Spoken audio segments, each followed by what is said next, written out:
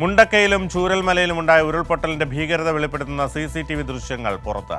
July 30 പുലർച്ചെയുണ്ടായ ശക്തമായ മഴയുടെയും കടകളിലേക്ക് ശക്തിയോടെ വെള്ളം ഇരച്ചു കയറുന്നതിൻ്റെയും ദൃശ്യങ്ങളാണ് ഇപ്പോൾ പുറത്തു വന്നിരിക്കുന്നത്. മഴ മുന്നറിയിപ്പിൽ കേന്ദ്ര കാലാവസ്ഥാ വകുപ്പിന്റെ വീഴ്ചയും ദൃശ്യങ്ങളിലൂടെ വ്യക്തമാകും.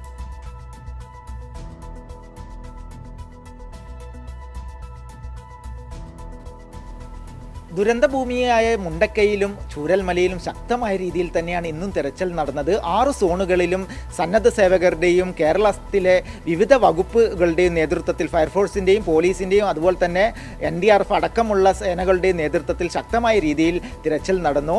ഇന്ന് വൈകിട്ടോടുകൂടെ ശക്തമായ രീതിയിൽ ഈ മേഖലകളിലും മുണ്ടക്കയിലും അതുപോലെ തന്നെ ചൂരൽമലയിലുമൊക്കെ ശക്തമായ മഴ പെയ്തതിനെ തുടർന്ന് തിരച്ചിൽ അവസാനിപ്പിക്കുകയായിരുന്നു. നാളെയും ശക്തമായ രീതിയിൽ തിരച്ചിൽ തുടരും. ഇന്ന് ഈ ചൂരൽമല ഭാഗങ്ങളിലൊക്കെ കടകളിലും അതുപോലെ തന്നെ മറ്റ് വ്യാപാര സ്ഥാപനങ്ങളിലൊക്കെ അടിഞ്ഞുകൂടിയ ചളികളും അതുപോലെ തന്നെ മറ്റ് ശുചീകരണ പ്രവർത്തനങ്ങളുമാണ് ഇന്ന് കൂടുതലായും ചൂരൽമല ഭാഗങ്ങളിൽ നടന്നത്. പുനരധിവാസം അടക്കമുള്ള കാര്യങ്ങളിൽ ശക്തമായ നിലപാടുമായാണ് സർക്കാർ മുന്നോട്ട് പോകുന്നതെന്ന് മന്ത്രി PA മുഹമ്മദ് റിയാസ് അറിയിച്ചു. താൽക്കാലിക പുനരധിവാസം ഇത്തവണ വളരെ നേരത്തെ തന്നെ ക്യാമ്പുകളിൽ നിന്നും ആളുകളെ ഒഴിപ്പിക്കാൻ വേണ്ടി തയ്യാറായി വീടുകളിലേക്ക് മാറ്റാൻ 4 രീതിയിൽ വാടക വീട്, ബന്ധുവീട്, പിന്നെ സ്പോൺസർഷിപ്പുള്ള വാടക വീട്, സർക്കാർ സംവിധാനങ്ങൾ, ക്വാർട്ടേഴ്സുകൾ, ഈ നിലയിൽ കാര്യങ്ങൾ ചെയ്യുന്നു. എത്രയും വേഗത്തിൽ സാധാരണ ക്യാമ്പുകളിൽ കുറേ കാലം ആൾ താമസിക്കുക, അതൊന്നും മാറ്റം വരുത്താനും തീരുമാനിച്ചിട്ടുണ്ട്. എല്ലാ നിലയിലും എല്ലാവരും യോജിപ്പിച്ച് സർക്കാർ മുന്നോട്ട്. മുണ്ടക്കയിലെയും അതുപോലെ തന്നെ ചൂരൽമലയിലെയും പുഞ്ചിരിമട്ടത്തൊക്കെ ദുരിതബാധിതരായ ആളുകളുടെ ബാങ്ക് അക്കൗണ്ടിൽ നിന്നും വായ്പാ തുകകൾ പിടിച്ചെടുത്തതിനെതിരെ ശക്തമായ നടപടിയുമായി സർക്കാർ മുന്നോട്ട് പോയിട്ടുണ്ട്. അതായത് CPIM സംസ്ഥാന കമ്മിറ്റി അംഗം CK ശശീന്ദ്രൻ മുഖ്യമന്ത്രിക്ക് മുൻപാകെ ചില ആളുകളുടെ അക്കൗണ്ടിൽ നിന്നും വായ്പയുടെ തുക പിടിച്ചെടുത്തു എന്ന വിവരം അറിയിച്ചതിനെ തുടർന്ന് മുഖ്യമന്ത്രി ജില്ലാ കളക്ടറോട് ഈ നടപടിയെക്കുറിച്ച് അന്വേഷിക്കാൻ ആവശ്യപ്പെടുകയായിരുന്നു. തുടർന്ന് ജില്ലാ കളക്ടർ അന്വേഷിച്ചു ശക്തമായ നടപടി സ്വീകരിക്കുമെന്ന് ബാങ്കുകളെ അറിയിച്ചിട്ടുണ്ട്.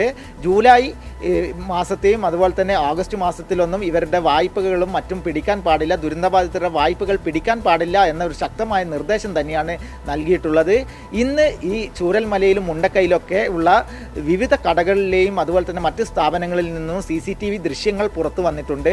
മുണ്ടക്കയിലെ പള്ളിയിൽ നിന്നും പുറത്തു വന്ന CCTV ദൃശ്യത്തിൽ നിന്നും ശക്തമായ രീതിയിൽ കഴിഞ്ഞ ദിവസം ഉരുൾപൊട്ടൽ ഉണ്ടാവുന്നതിന് തലേ ദിവസം എത്രത്തോളം മഴ പെയ്തു എന്നതിൻ്റെ കൃത്യമായ തെളിവും അതിൽ നിന്ന് ലഭ്യമായിട്ടുണ്ട്. കാരണം കേന്ദ്ര കാലാവസ്ഥാ വകുപ്പ് യാതൊരു മുന്നറിയിപ്പ് സംസ്ഥാന സർക്കാരിന് ശക്തമായ മഴ പെയ്യുമെന്ന മുന്നറിയിപ്പൊന്നും നൽകിയിരുന്നില്ല. ഇതിന് നേർസാക്ഷ്യമാണ് ഈ ദൃശ്യങ്ങളിൽ നിന്നും വ്യക്തമാക്കുന്നത്. അതുപോലെ തന്നെ ചൂരൽമലയിലെ വിവിധ കടകളിൽ നിന്ന് ലഭിച്ച CCTV ദൃശ്യങ്ങളിൽ അവിടെ ഉണ്ടായ ഉരുൾപൊട്ടലിൻ്റെ വ്യാപ്തി എന്താണെന്ന് മനസ്സിലാക്കുന്ന ദൃശ്യങ്ങളുമാണ് പുറത്തു വന്നിട്ടുള്ളത്.